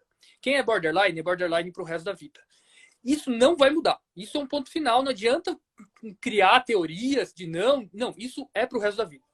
Quando a gente está falando sobre transtorno bipolar, esquizofrenia, a gente está falando de doenças, por exemplo, transtorno bipolar. Com o tratamento adequado, a pessoa consegue ter uma vida absolutamente normal, Ricardo. Dentro de uma outra limitação no sentido de é muito mais difícil para uma mulher bipolar ficar grávida? É, porque as medicações exigem muito mais cuidado nesse sentido. Mas assim, ela consegue ter uma vida basicamente normal. O esquizofrênico, já no caso do esquizofrênico, a gente tem uma perda cognitiva normalmente, que acontece com o esquizofrênico, em que a gente vai controlando muito mais sintomas do que outra coisa. O esquizofrênico dificilmente ele vai voltar ao que era depois que ele abriu o quadro. O bipolar não. O bipolar a gente consegue manter o bipolar bem e saudável desde que com o tratamento por muito tempo. A maioria dos bipolares. Ou seja, mais uma vez, não generalizar, né? Isso. A gente já está falando sobre isso, né? Não é todo, não sei como é que eu chamaria, mas doença que a psiquiatria vai cuidar. Não é todo paciente psiquiátrico que vai ser imutável, ou não vai ser, ou que não vai ter. Ou seja, é aquilo que nós estamos dizendo, cada caso é um caso, né? Isso. E aí, lógico, dentro dos transtornos de personalidade, a gente sabe que não tem como mudar isso. Uma coisa que as pessoas têm dúvida, eu acho que isso é a parte mais comportamental, que é assim, a pessoa pode aprender, vamos lá, primeiro eu quero que você responda para depois eu completar. Alguém vira psicopata, narcisista, bipolar, borderline, alguém vira, tipo assim, eu tô aqui daqui a pouco, não estou dizendo abrir quadro, estou dizendo, uma pessoa que não é, ela pode se tornar um psicopata? Não, a única situação que pode acontecer, que é uma coisa rara, mas que a gente chama até de transtorno mental orgânico. Não sei se você já ouviu esse termo, Ricardo, que é o quê? Eu vou te dar até um exemplo disso. Talvez seja o que eu ia falar. Eu acho que eu entendi o orgânico, mas vamos ver. Vamos ver se é isso que eu estou imaginando. Imagina uma pessoa que era absolutamente comum. Ricardo Ventura estava tranquilamente, normal, até onde eu sei, normal. Ele estava aí tranquilo. De repente... muito. De repente, Ricardo Ventura sofreu um acidente e deu uma pancada nessa cabeça. O que aconteceu depois dessa sua pancada, Ricardo? Ninguém sabe. Você pode virar qualquer coisa depois dessa pancada na sua cabeça. Ou teve um AVC, várias partes do cérebro foram afetadas e não sei o quê. Pode levar a uma pessoa a ter, a partir de uma questão orgânica, uma coisa que não era uma doença orgânica, então um AVC, um politraumatismo, alguma coisa assim, fazer com que a pessoa mude completamente o que ela era antes. Isso pode acontecer. tem muito na literatura pessoas que, por exemplo, tomaram um tiro, transpassaram ferro no cérebro, né? Tiveram parte do Isso, cérebro deteriorado. Aí o cara, nossa, mas o cara mudou completamente, né? O cara, a personalidade dele mudou a partir do trauma mecânico, né? Então, não foi um trauma, você falou, um trauma mecânico, um AVC, uma pancada, é um trauma mecânico que acaba isso. fazendo essa mudança. Agora, o que eu vejo, e é onde que acho que as pessoas elas confundem, você pode ter comportamentos semelhantes a de um psicopata, de um narcisista. Isso é um aprendizado. Então, é comportamental. Essas pessoas que têm essa característica comportamental, essas sim podem ser recuperadas. É como eu falo, é diferente você ter o transtorno de uma pessoa que nasceu dentro do PCC. Ele, de repente, Exato. aprendeu a ser mal, frio, calculista, sanguinário. Então, essa pessoa, através de terapia, vai muito também das conexões cerebrais que foram feitas durante todo esse processo, que às vezes estão tão solidificadas que para você mudar isso na cabeça dela é muito difícil. Mas pode, quando é comportamental. Ou seja, ela aprendeu a ser assim. Ela não tem o transtorno de personalidade. E isso que é importante, Ricardo, porque às vezes tem uma ideia de que, por exemplo, o psicopata ele tem que ter nascido na favela, numa situação ruim de vida, tem que ter apanhado do pai e da mãe, porque se ele crescer numa família amorosa e não sei o quê, ele não pode ser psicopata. E não é isso. O ambiente, obviamente, um psicopata que nasceu no meio social violento, no meio do PCC, obviamente ele vai estar com a faca e o queijo na mão, né? Porque para ele, lá naquele ambiente, vai ser tranquilo para ele estar naquele ambiente, pedir para matar, fazer o que for. Tá tranquilo. Só que um psicopata pode nascer numa família amorosa, rica, da alta sociedade, virar filho de político e desviar dinheiro de merenda, fazer não sei o quê, ganhar dando pequenos golpes, desviando dinheiro de não sei da onde. Ele pode fazer isso. Então, assim, é errado achar que o psicopata só vai acontecer se ele apanhar da mãe e do pai, se ele for nascer no meio violento. Não é verdade. Não é a realidade. Isso eu gosto muito também. Porque assim, ó, toda vez que a mídia descobre um psicopata, a pessoa vem e fala assim, ah, mas olha, no passado o pai dele deu uma cintada nele.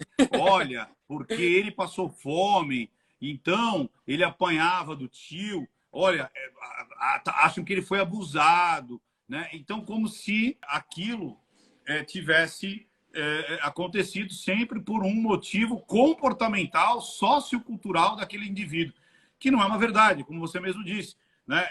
Existem estupradores, por exemplo, que tiveram uma vida bacana, tranquila, como você falou, rica, amorosa, e viraram estupradores.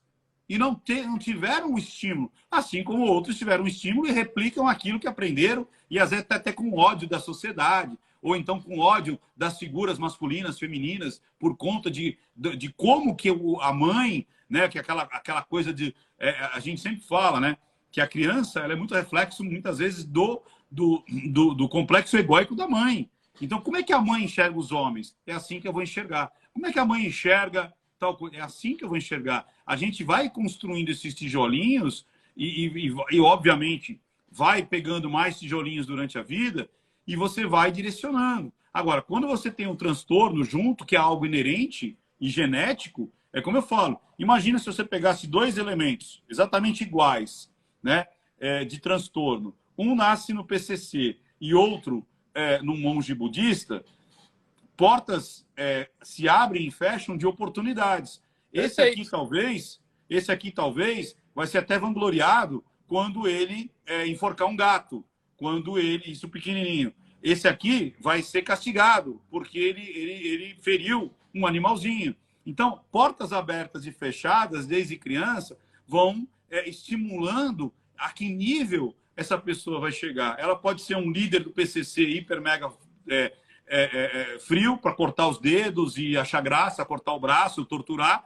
E o outro talvez seja o quê? Um monge que vai dizer assim, fique de joelho no arroz porque você não conseguiu gravar os mandamentos de Buda. você vai agora ficar nesse, vai carregar esse balde de água 50 mil vezes. Você entendeu? Ou seja, ele vai levar a pulsão psicopática dele para o meio dele. E é como você falou, você pode ter um monge psicopata, você pode ter um político psicopata, você pode ter um guru espiritual psicopata, você pode ter um líder corporativo psicopata, portas abertas, fechadas, de oportunidade. Né? E eu acho que isso é muito legal para que as pessoas saibam disso. Tem sentido? Perfeito, é isso mesmo, Ricardo. A gente tem o meio como como você falou, as portas abrindo ou fechando, mas o meio não é o decisivo, não é ele que vai determinar se você é psicopata ou não. Isso que é fundamental para entender. Então, assim, pega a história do Ted Bundy, né? O Ted Bundy, assim, ele colocou a culpa na pornografia, né? Não tinha nenhum problema com a família dele era ótima, ele ia na igreja, ele tinha tudo do bom e do melhor, não sei o quê. A culpa foi da pornografia. Então, assim, eles sempre vão tentar achar alguma coisa para justificar, né? Para tentar justificar o porquê. Porque é difícil para o ser humano entender que tem alguém que não tem empatia, que não tem remorso e que pode ser mal ao ponto de querer simplesmente matar. Então, o ser humano tenta criar isso. É natural nosso. É natural do ser humano isso. Fala assim, não, ele não pode ser ruim desse jeito. Ele não pode ser mal desse jeito. Alguma coisa tem que explicar ele ser assim. Alguma coisa justifica. Alguma coisa. Não pode ser simplesmente isso. E às vezes é. É só isso. Exatamente. E aí entra de novo naquela situação de querer encontrar um fator lógico, né? Um fator que desencadeou e que tenha uma lógica. E não tem. Às vezes a pessoa realmente é porque tem vontade porque tem. Né? Como você falou, é a personalidade. Ele nasceu já com aquilo ali. E óbvio, como a gente falou, vai potencializar ou não através do meio, né? Do que ele vai aprender de forma cognitiva comportamental. Então, isso é fantástico do ser humano, né? Isso é muito fantástico da gente ver o quanto não somos perfeitos, né? Nós somos imperfeitos.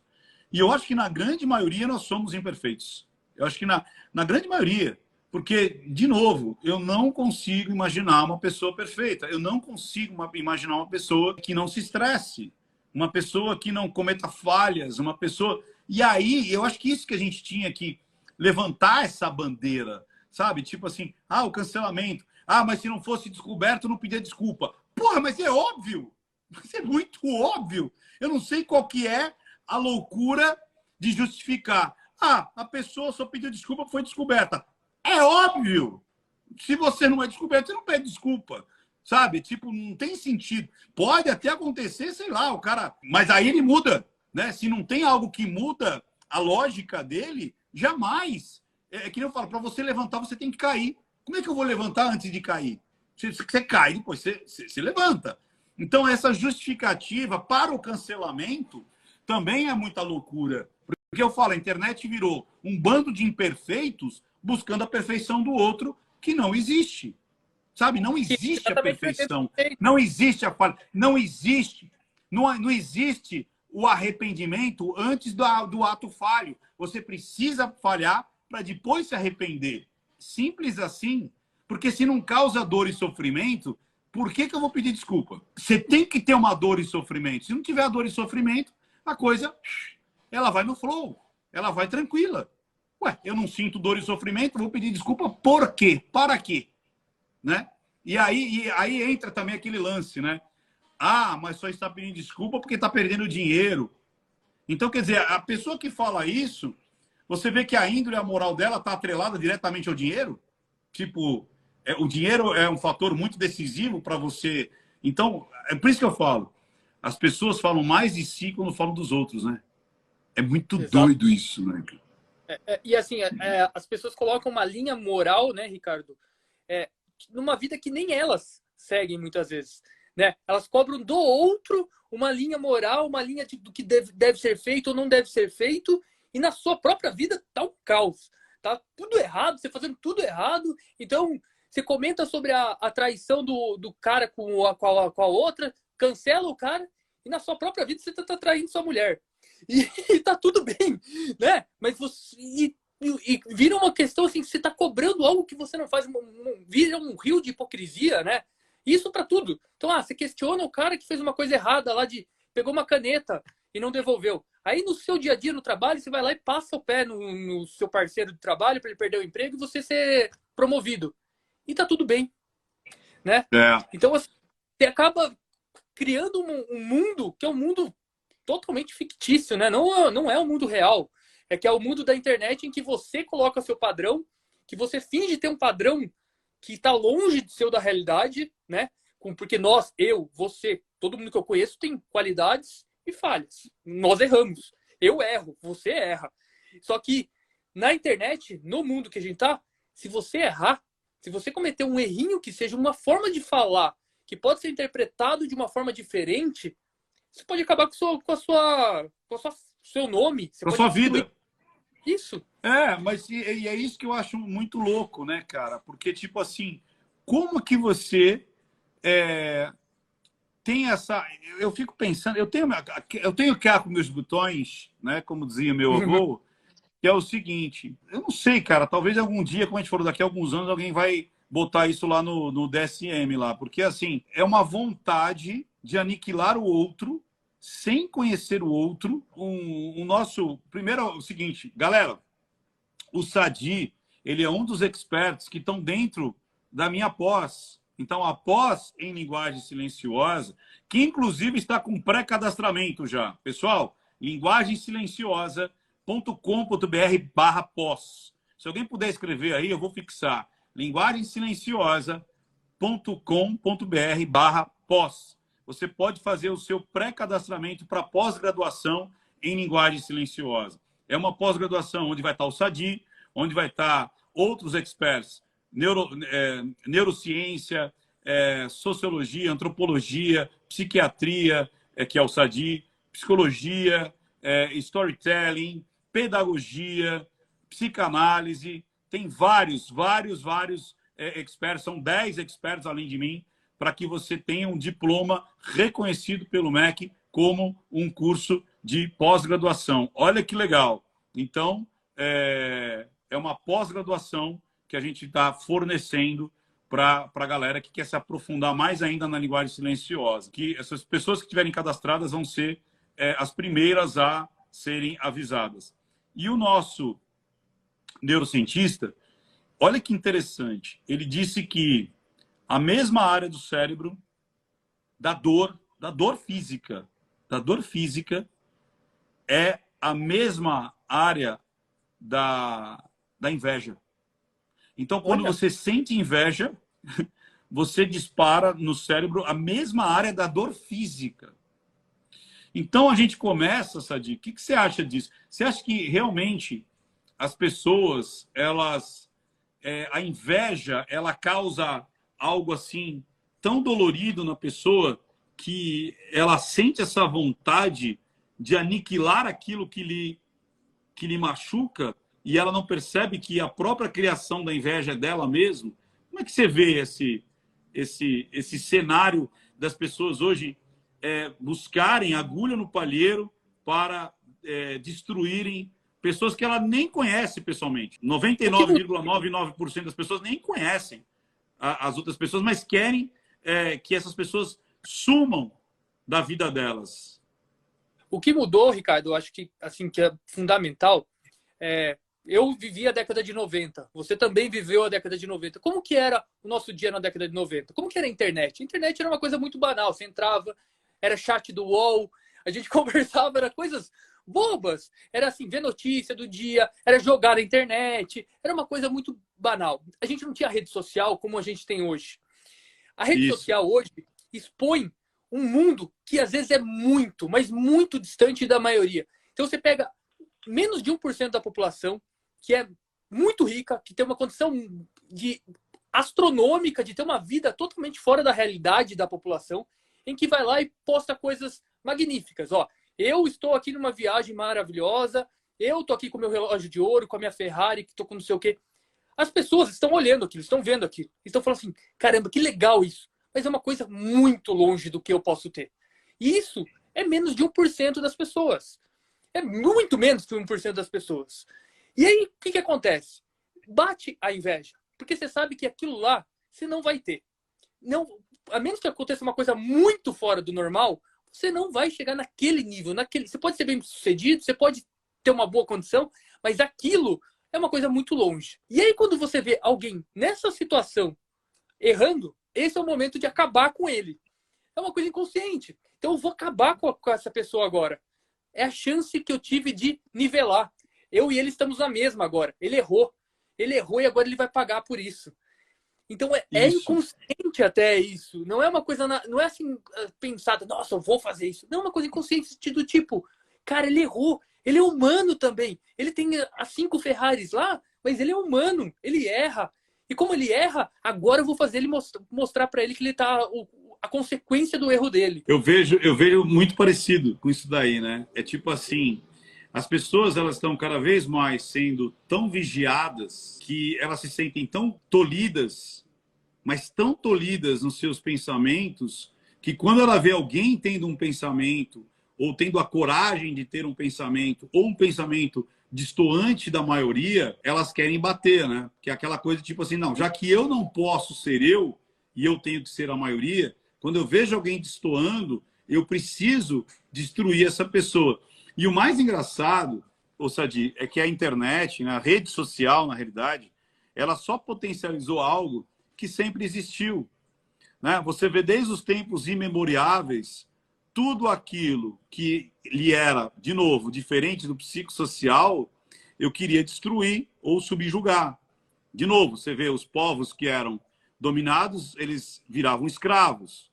Os povos que tinham características diferentes, eles eram subjugados. Por exemplo, quer ver uma coisa que poucas pessoas sabem? Não existe só na história da humanidade, não existia somente um humanoide, né? Um humano.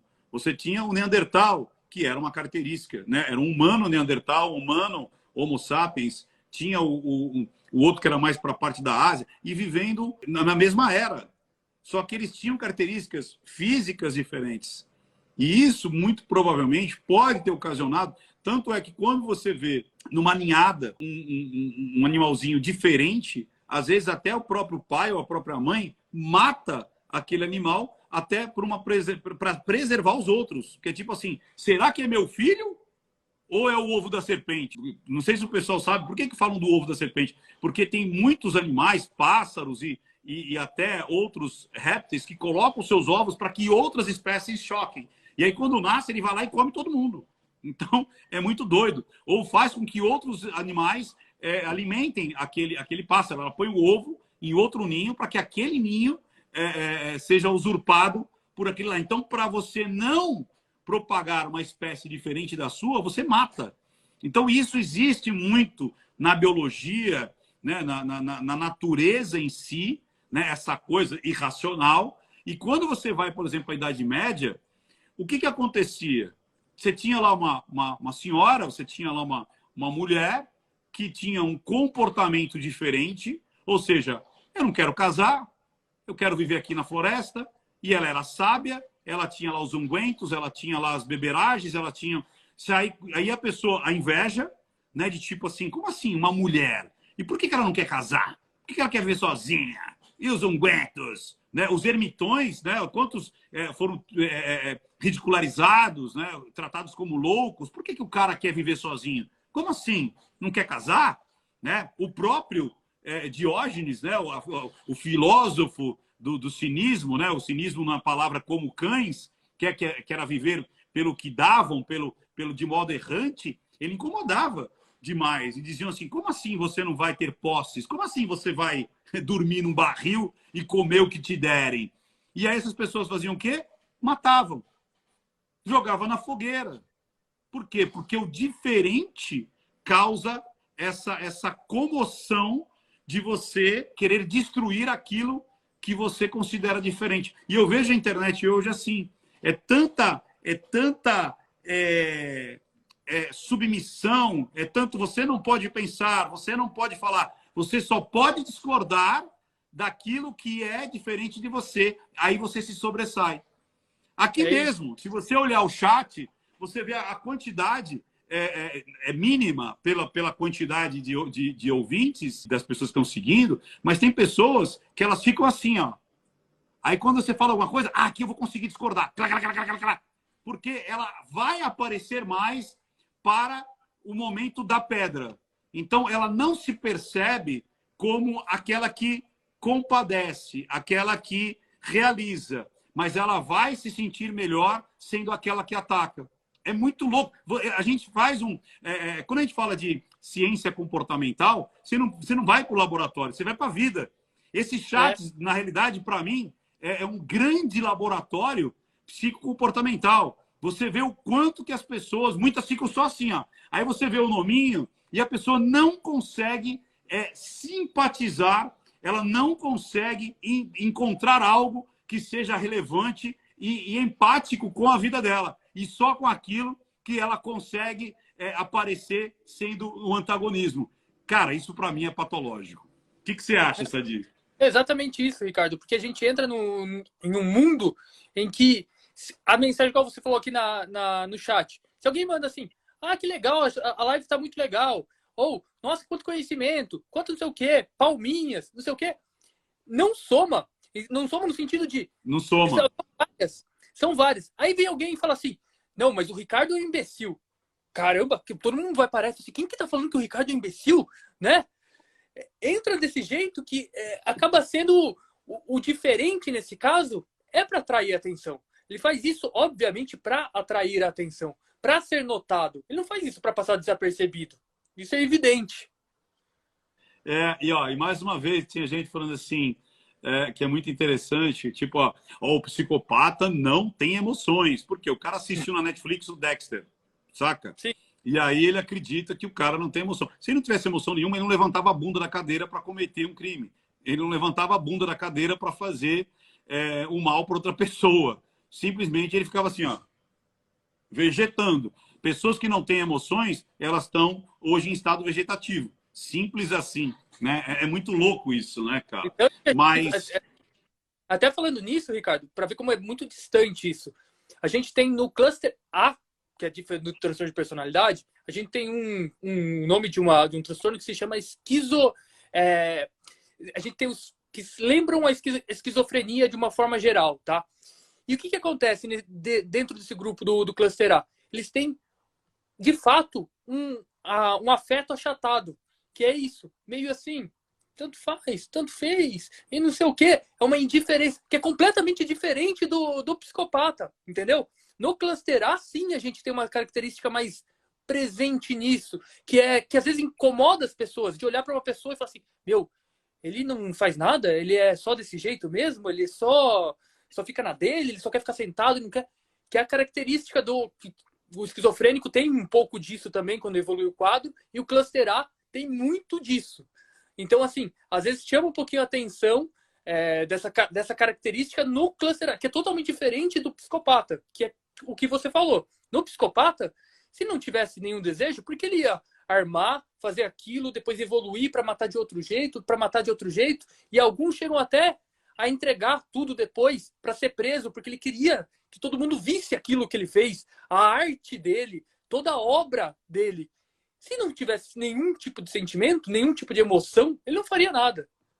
Exatamente. Inclusive, como você falou, esse pedacinho do histriônico, né? De falar, olha aqui, ó, eu fui o cara que fez tudo isso e ninguém me pegou. Eu sou diferente, eu sou, né, a diferença entre todas essas pessoas que não conseguiram me pegar e tudo mais. Vamos, você está com tempo, Sadi? Como é que está o seu tempo? Tô tranquilo, tô tranquilo. Tá. Eu queria falar sobre... O público tá bom aí, né? Tá, a pessoa tá curtindo e tal. E lembrando, ó, tá aqui, ó, linguagesilenciosa.com.br/pós. O Sadi vai ser um dos grandes mestres da pós em linguagem silenciosa na cadeira de psiquiatria. Tá muito legal a pós, tá ficando muito bonita e muito densa, assim. Ela tá densa, mas ao mesmo tempo tá gostosa de você curti-la, né? Ela não está disponível ainda, nós estamos fazendo pré-cadastramento, mas já estamos com todos os vídeos. Ela vai ser muito bem trabalhada. Você pode assistir de qualquer parte do mundo. Você, estando no Brasil, você tem o reconhecimento do MEC. Se você tiver uma faculdade aqui no Brasil e está morando fora, você consegue também ter, porque você vai mostrar as suas graduações e tudo mais, e você vai poder fazer. E quem não tem graduação pode fazer como um curso de extensão. Ou seja, Ricardo, mas eu não tenho faculdade. Não tem problema. Você pode fazer toda a pós-graduação. A única coisa é que você não recebe um diploma atrelado à faculdade, mas você recebe um diploma de extensão. Ou seja, você faz um curso livre de extensão com todo aquele conhecimento. Você não tem, né, o diploma acadêmico chancelado pelo MEC, reconhecido, mas você vai ter todo o conteúdo e você recebe um diploma, como qualquer curso livre que você fizesse, você pode ter também. Então, muitas vezes as pessoas me perguntaram isso. Mas, cara, mas eu não tenho faculdade, eu posso fazer? Pode. A única coisa é que você não recebe o certificado de pós-graduação, porque você não é graduado, mas você recebe um curso, o diploma que você terminou ali, aquele curso de extensão ali do conhecimento e tudo mais. Olha que legal. Quando eu fiz a análise eu quero falar do Givaldo e da Sandra. Quando eu fiz a análise do Givaldo, me incomodou no sentido de análise, né? O quanto ele queria tomar frente aos personagens que estavam ali com ele, né?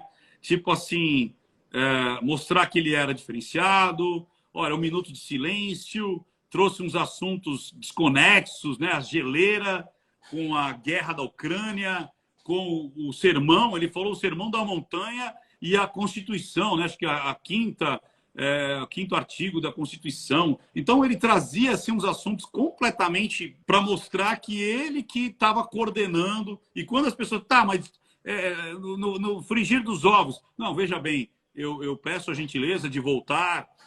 O que você viu ali, né? O que você achou daquela narrativa ali do Givaldo? Bem complexo, viu? A gente até discutiu bastante por WhatsApp isso, né? Sobre...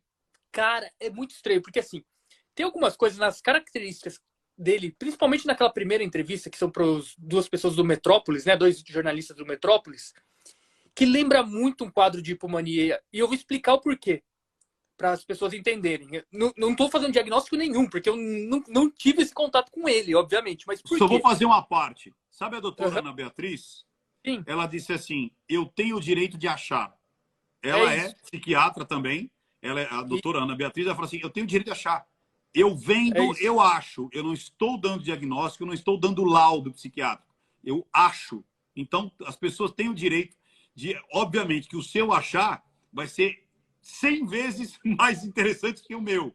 Porque, como eu falo, pela quantidade de estudo que você tem. Então, é legal você comentar. Né? Não precisa, acho que as pessoas inteligentes vão perceber que você não está fechando o diagnóstico. Eu vou tentar justificar dentro do meu conhecimento, né? Obviamente. É isso aí, vamos embora. É assim, vamos lá. Porque dá para pensar em uma hipomania dele. Aquela situação em que ele para e pede aquele 1 minuto de silêncio e que ele se coloca como uma pessoa superior é muito comum. É muito comum no transtorno bipolar, na fase, como eu falei para vocês, na fase de hipomania e de mania.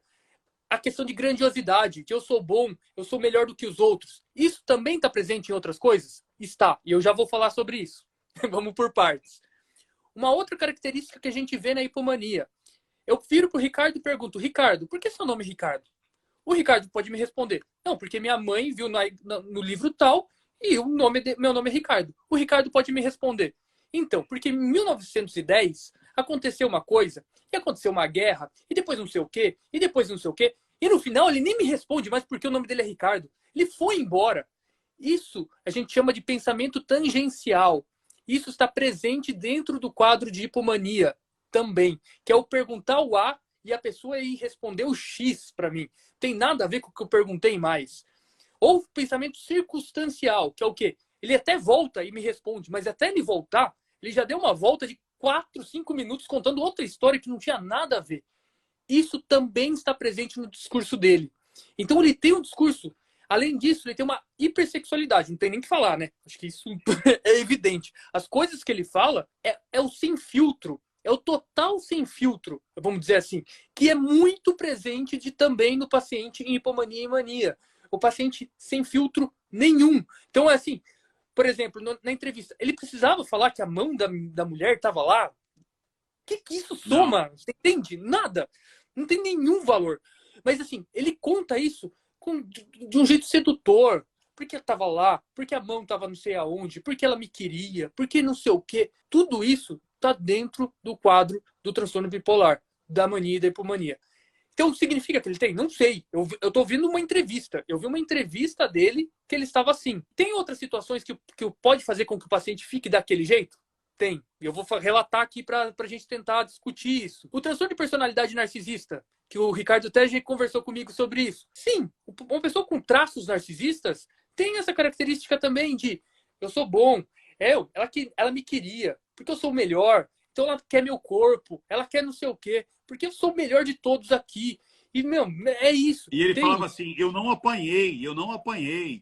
Foi uma Isso. trocação franca. Inclusive, aquele cara que tá apanhando ali não sou eu, não. Eu entrei em outro carro. O narcisista tem isso também. E até eu já vou aproveitar que com isso eu já vou responder várias perguntas que já fizeram aqui, que era assim, é possível a pessoa ser bipolar e ter transtorno de personalidade? Eu vi várias perguntas desse tipo. Pode ser borderline e bipolar? Pode. São coisas diferentes. A gente, inclusive, até o DSM-4, a gente falava de grupos diferentes de diagnóstico. O diagnóstico de personalidade não é o mesmo do transtorno mental, do transtorno comum. Então, o paciente pode ter depressão e ser borderline. O paciente pode ter ansiedade e ser psicopata. São coisas diferentes. Então, pode isso. Então, esse é o segundo ponto. Então, a gente já falou. O que a gente aventou? Uma possibilidade de um quadro de bipolaridade, um transtorno de personalidade narcisista. E por que não, Ricardo? Obviamente, quem sou eu para falar alguma coisa? Mas a gente sabe que dentro do mundo, das ruas e tudo mais, existe sim o uso de drogas. Ou alguém aqui está surpreso com isso, ou alguém não sabe disso, né? E a gente sabe que o uso das drogas faz um dano cerebral permanente. E esse dano cerebral permanente pode mimetizar quadros psiquiátricos. Quadros, como eu falei para você, é a pancada na cabeça. Pode mimetizar vários tipos de quadro. Tem vários pacientes que chegam até mim lá na emergência da psiquiatria por uso de drogas. Você fala assim, putz, ele é um esquizofrênico. Ou ele é um bipolar. E não é por isso. Ele é por causa do uso das drogas. As drogas conseguem danificar o cérebro de uma forma que faz com que seja um quadro parecido, mimetize um quadro de esquizofrenia, um quadro bipolar, um quadro de qualquer coisa. Dá para aventar essas três possibilidades. Eu frequentei muito encontro de casais com Cristo. Eu, como filho, né, de encontristas, né, meus pais, inclusive, durante muitos anos foram até organizadores e tudo mais. Então, a gente tinha muita palestra. Toda quinta-feira tinha palestra, tinha reuniões, né? Falava muito de droga, muita coisa, cara. Eu aprendi muita coisa, assim. Eu tive eu falo que minha vida é muito, muito maravilhosa, assim. Minha mãe foi catequista, então tinha muitos livros em casa, porque ela que cuidava da parte da venda ali dos livros no Encontro de Casais com Cristo, e as palestras. Minhas irmãs liam muito. Então, eu falo que com 12, 13 anos eu lia Christiane F., Admirável Mundo Novo, Shirley Sheldon, Agatha Christie. E eu gostava muito, muito disso aí. Eu tive E essas palestras, uma que eu adorava, cara, adorava, era do Coronel Ferrarini. Ele levava todas as drogas, tanto é que ele falava, cara, eu tenho não sei quantos R$ 1.000, aqui na realidade era cruzeiros, né, na época. E ele mostrava as drogas e ele tinha cérebros fatiados, fetos. Cara, e é como você falou, o cérebro, ele tinha dano cerebral. Então ele falava assim, ó, cocaína causa isso. O crack, nem existia crack na época, mas era cocaína, maconha, a não sei o quê, LSD. Então o uso contínuo, como você falou, causava um dano orgânico. E esse dano cerebral disparava de forma, talvez, mimetizava ali o comportamento, como você falou, esquizofrênico, paranoico, enfim, de tudo quanto é jeito. Então, é muito, muito, muito, assim, pertinente dizer o quanto que as drogas acabam transformando a personalidade, né, daquela pessoa para sempre, não só enquanto uso, mas por causa do dano cerebral. E as pessoas não falam, né? Tipo assim, a droga, cada um na sua, droga. Cara, a pessoa está se acabando. E o início sempre é um cheirinho da loló, né? O lança-perfume, é uma maconhazinha, é o álcool, né? É o narguile. Ele começa ali, ficando um pouquinho misureta, e aí uma coisa vai puxando a outra, vai puxando a outra. Então, assim, facilitar o dano é de uma responsabilidade absurda. Que não é quando as pessoas falam, vamos liberar isso, vamos liberar aquilo. Cara, facilitar o dano é uma irresponsabilidade absurda. Tipo assim, eu não acho que é legal. Agora, a Sandra, a gente teve acesso, Eu vou contar para as pessoas até, Tá. a gente teve acesso a áudios, inclusive, de quando ela estava ali internada e tudo mais, e a gente percebeu assim o quanto. Eu quero saber o que, que você percebeu. Eu nem sabia se a gente poderia falar que a gente ouviu, né? Mas já que falou, vamos lá. Então, foi possível perceber algumas coisas muito claras assim no discurso dela. Então, ela tinha uma linguagem, um pensamento tangencial, ela tinha presença de delírios religiosos e delírios de grandeza na fala dela. Ela estava o que a gente chama de taquilálica, que é isso traduzindo? Fala acelerada, tá? Fala dela estava acelerada, que também é mais um sinal que a gente tem da bipolaridade. Ela tinha uma associação, porque assim, até quando eu falo, tem delírio. O que é delírio, né?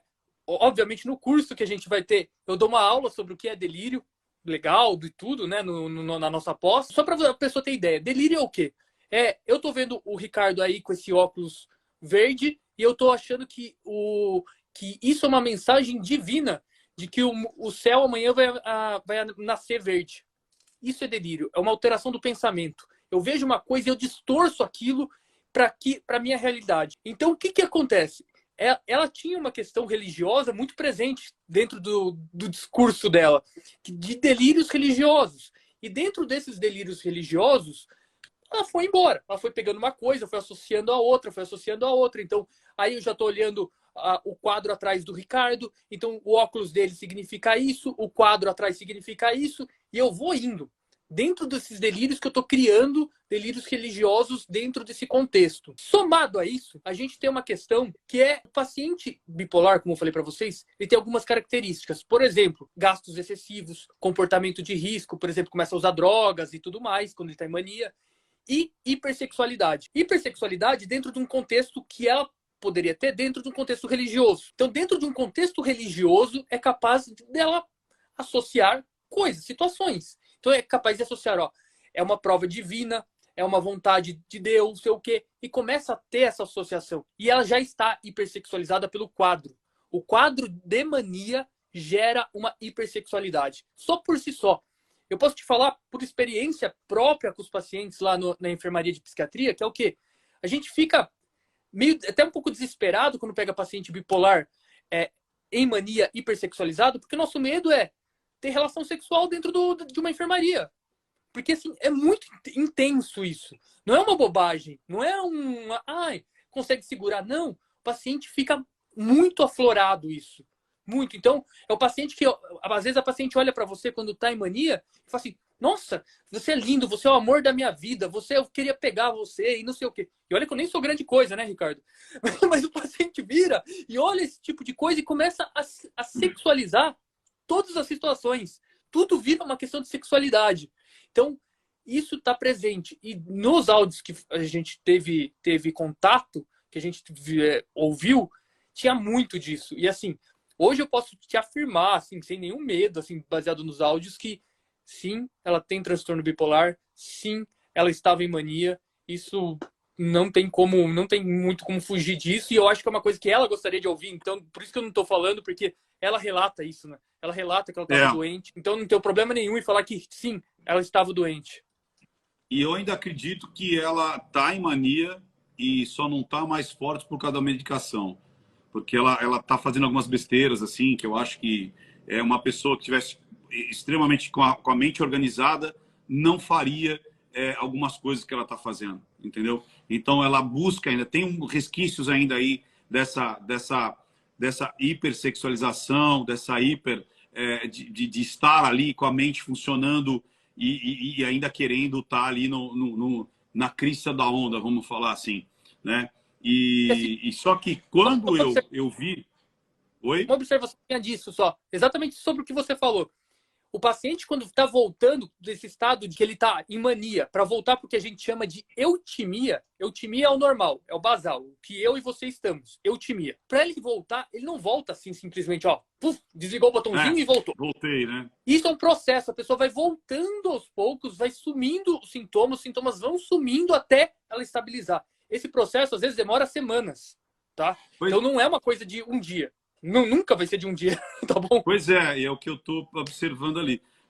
Só para finalizar, nosso tempo já se esgotou, nós estamos às 2 horas aqui, nem parece, né? Quando eu fiz análise, eu percebi muito isso e eu falava, cara, o Método Ventura tem a narrativa. E olha o rito da mensagem. Não tem sentido ela ter feito aquilo com todo o rito da mensagem acontecendo, que era voltar para casa, começar o start na frente da sogra, ter um horário para chegar em casa e não chega, e aí tá naquele rally-rola dentro do carro, num lugar conhecido. Tem muitas coisas que você percebe que sai da casinha, sai da realidade.